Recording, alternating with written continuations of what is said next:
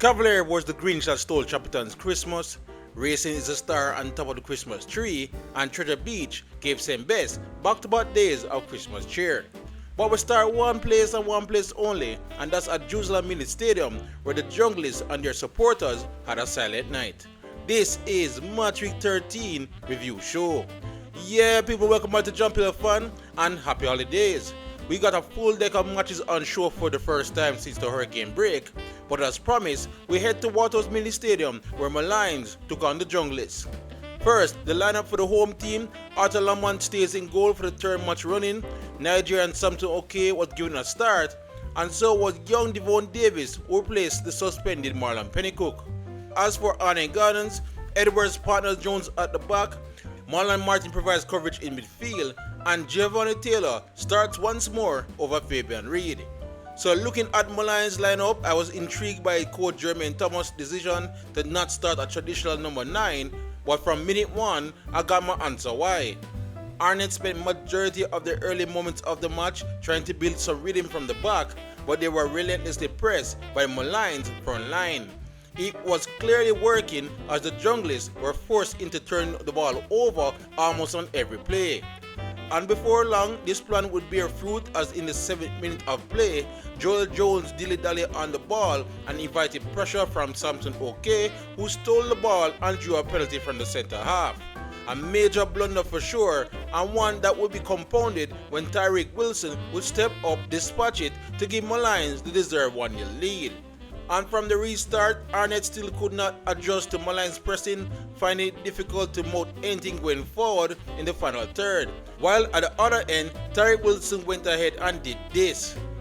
Wilson with a beautiful goal. A stunning long-range strike from Maroons' number 10 that left Arne Gardens well stunned, 2-0 to the home team. At this point, they weren't just stunned, but mortified as Maroons kept up the pressure and had some half opportunities to possibly find a quick third. The Junglists head coach Philip Williams tried his best to make adjustments to get his team back into the contest, like flipping Kelson and Granville on the wings, but in the end, their backline will succumb to more pressure when Dexter Manning will be the next to concede another penalty. This was a chance for Wilson to get a hat-trick, but instead, he would give it to Samson Oke to take it and give Maroons an unprecedented 3-0 first lead. There would be no reply from Arnett heading into the halftime break. Second half now, Philip Williams called for backup and brought on Fabian Reed, Shea Smith and Rashawn Thompson to try and get something back into this match. But it would be Maroons that almost found their fourth with this shot that just squeaked past the upright. As for Arnett, the attack looked better with the substitutions, but they needed help from the Maroons' back line for their first real big chance of the match, but Lamont did well to make the recovery and make the save. But from the following corner, the Junglists will fully get a goal back from Shea Smith towering header, 3-1, and Arnett now have their lifeline. And almost found a quick second, but Taylor could not get his free kick on target to trouble Lamont. Seeing this, Maroons made some conservative changes to preserve their 2-goal advantage, which eventually did the trick because despite the remaining 20 minutes of the match being all Arnett, they were unable to find another goal, condemning them to back-to-back defeats. So it was a monster victory for Maroons, but how was the game in terms of stats? No surprise, the Junglists ended the game with more of the ball, but Maroons did better with a total attempt with 14. 10 were on target for the home team, while only 4 was on target for the visitors. Okay, I will begin with Maroons first, and what a performance that was. Especially in the first half, coach Jermaine Thomas' tactics were spot on as Arnett truly struggled with the high press, but the defense deserved extra plaudits as well as they rode out the storm at the end. They were fully deserving of the victory. As for the Junglists, they started off bad and just could not adjust or recover. That first half resembled the horrible one they had versus Racing at the start of the season, where the high press was their undoing there as well. Things are looking bleak for the Junglists. Anyway, this one ended Maroons United 3, Arne Gardens 1. So we move on from Waterhouse to check in on Waterhouse FC for their visit to Montego Bay United. First, the lineup for the home team. There is a surprise change in goal as Williams comes in. Malachi Sterling get the nod at left back. and the league's top scorer Jordan Fletcher was fit enough to start. As for Waterhouse, they too had a Williams in goal as Roger gets a rare start.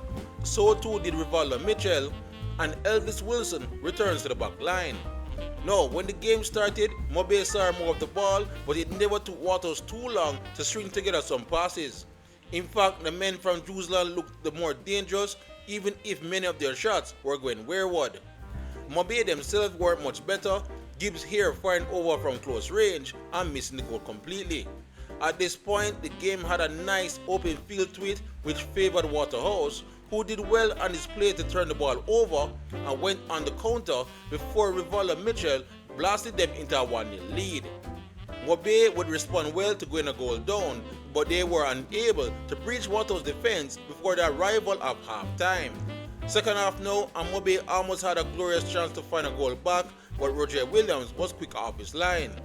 But at least it was all Mobe at this point as they pushed Waterhouse further and further back into their own half, but despite Mobe's best efforts, the score remained unchanged. They would come very close from this Tamara Lewis free kick, but Roger Williams was on his toes to tip it over the bar. Mobe would keep up the pressure, but they really should have been put out to pasture from this header down the other end. But Javens Bryan, terrible form in front of goal, continues.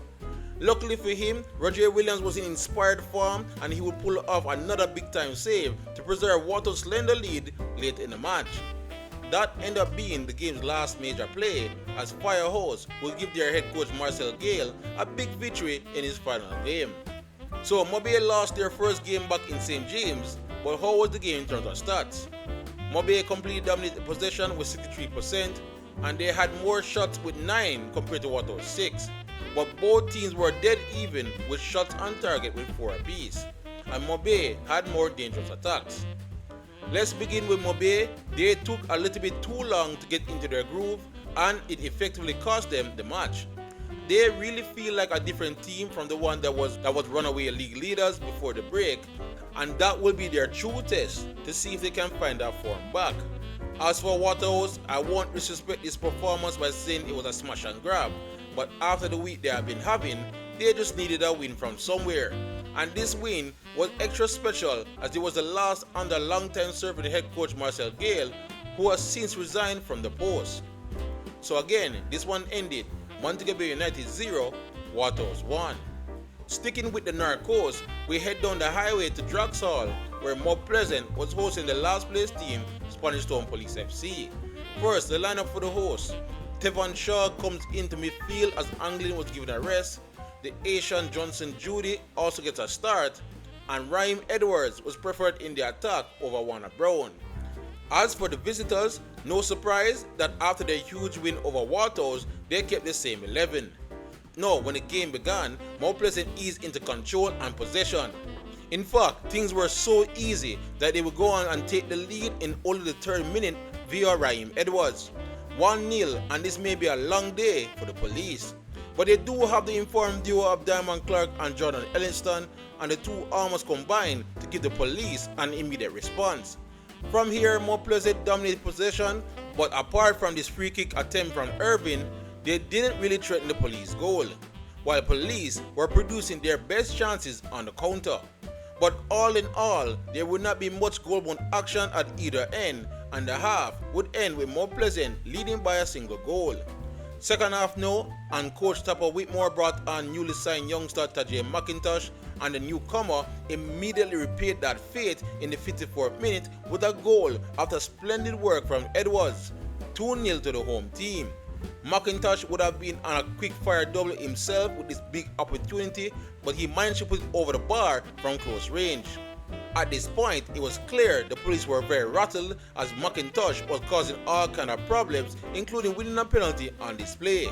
Raheem Edwards would take it to give himself a brace and the 3rd for Mount Pleasant. And if Police FC had any hopes of a comeback in this match, it was completely eradicated after Chevron James picked up a 2nd yellow card for his hand to the face, reducing the visitors to 10 men.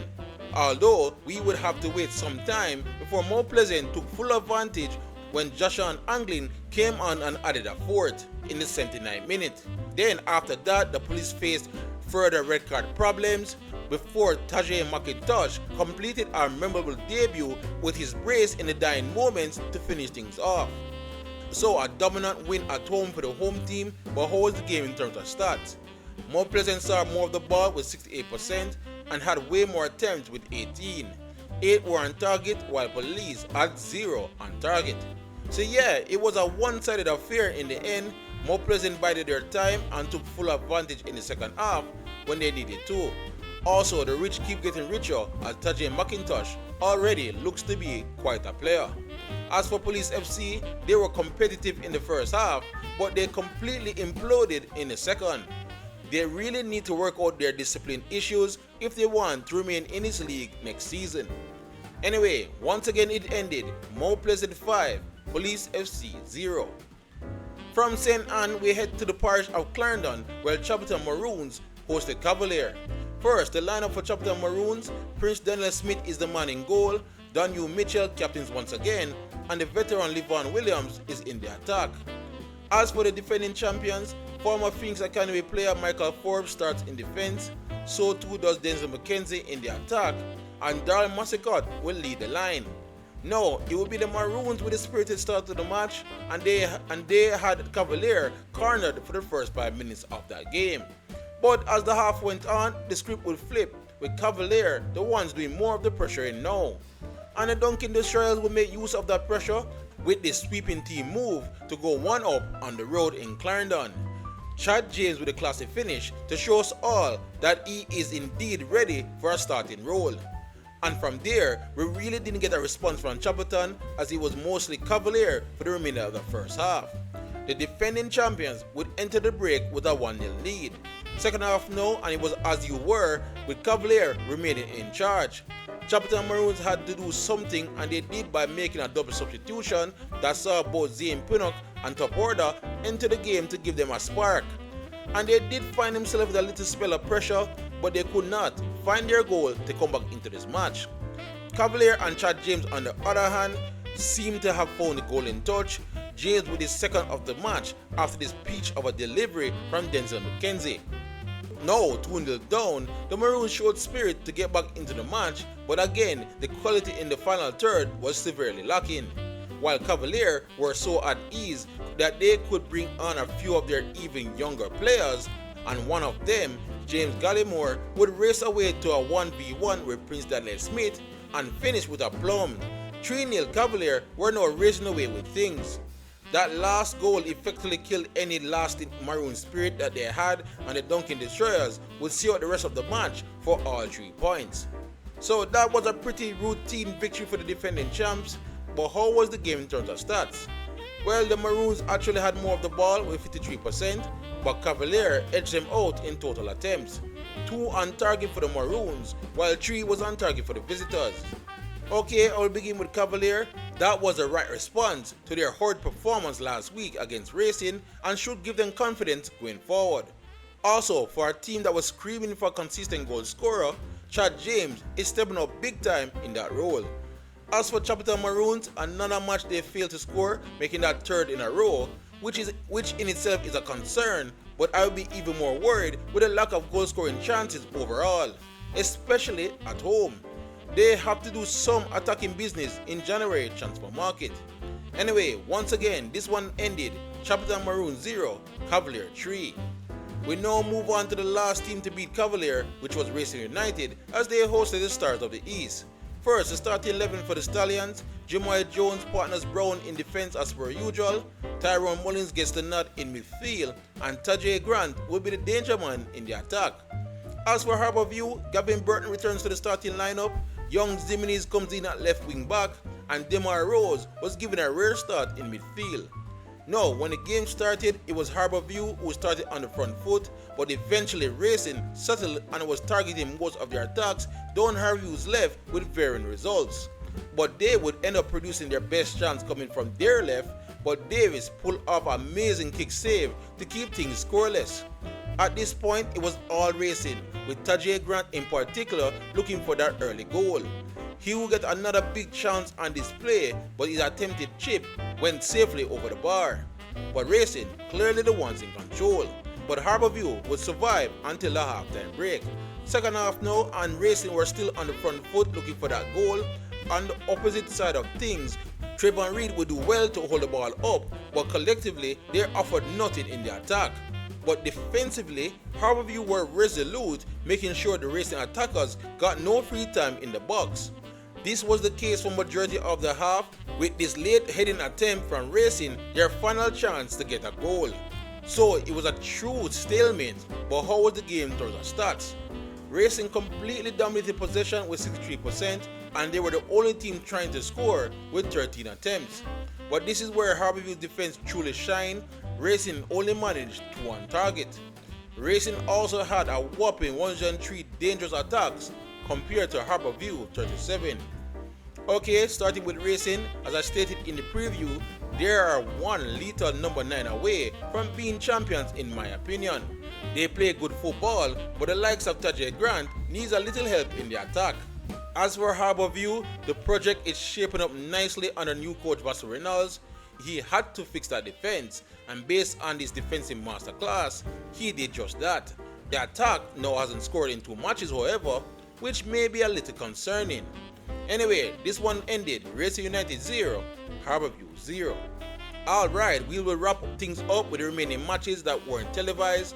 First, Treasure Beach picked up a huge win over third place Portmore United at Stets. Goals from Flemings in the 62nd minute and Kevon McGregor in the 90th plus gave St. Elizabeth a second reason to celebrate this Christmas after Stets winning the DaCosta Cup. It's hard to judge Portmore on this performance without seeing the match, but it seems their attack once again let them down. Speaking of Portmore, at Dumbo-Holing, the home team finally scored a goal. The returning Nicholas Nelson showed how important he is to the team with another goal in the 62nd minute, while Tivoli apparently had their chances, including a penalty that Nikolai Fuller failed to score from. But nonetheless, a big 3 points for the home team to see them through. So with all of that, here's the standings heading into Christmas. We have our new league leaders as Racing go to the summit with 26 points. Mobe also have 26 points, but they dropped down to second based on goal difference. Portmore remains in third with 24 points. Mount Pleasant climb all the way up to fourth now with 19 points. Cavalier stay firm in the top 6 with 19 points as well. And Waterhouse, big win, got them back over Tivoli into the top 6. Tivoli are in 7th with 15 points. Stars of the East Harborview are looking steady in 8th with 14 points. Dumboli will take that big win to go up to 9th with 13 points. The Junglists are in uncharted territory in 10th with 12 points. Treasure Beach get a good victory to keep themselves steady in 11th with 12 points. And Malines United are out of the drop zone with 12 points in 12.